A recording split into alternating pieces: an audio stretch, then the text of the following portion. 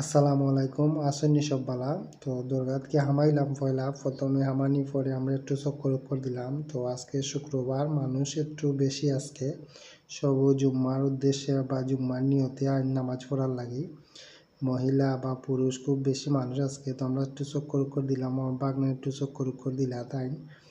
তো তাই একটু ফটো উটো তুললাই কেন দুর্গাত গেলে আসলে মানে মনটা অটোমেটিকলি ফ্রেশ হয়ে যায় বা বালার আগে মানুষ দেখলে। মানুষও আজকে প্রচুর মানুষ হয়েছে বা এখনও মনে হয় সকাল 11টা 11:30 আর ওই বা হয়তো মানুষ পড়ে। তো আমরা পয়লাও গাইন কবুতর দেখলাম, জালালি কবুতর যেগুলা পরে আমরা গেলাম গিয়ে আটি ঝর্নার পার হয়েছে এইটাও মানুষ আছেন বাক্কা।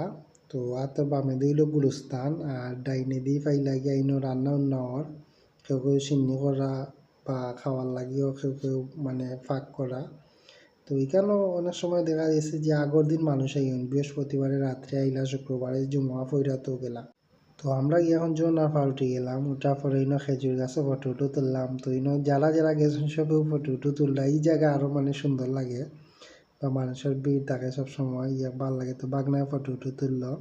তো তোলার পরে আমি একটু চক্কর করে দিলাম, দেওয়ার পরে দেখলাম হালকা একটু বুক লাগছে ওইতে আর আমরা বাড়া গিয়া কিচ্ছু খাইয়াই। তো আমরা বাড়ি আইলাম, আওয়ার পরে আমরা আইলাম আল জালাল রেস্টুরেন্টও। তো আমার বাগনা ওইটা বলে হালকা কিছু অর্ডার দিলাম কা।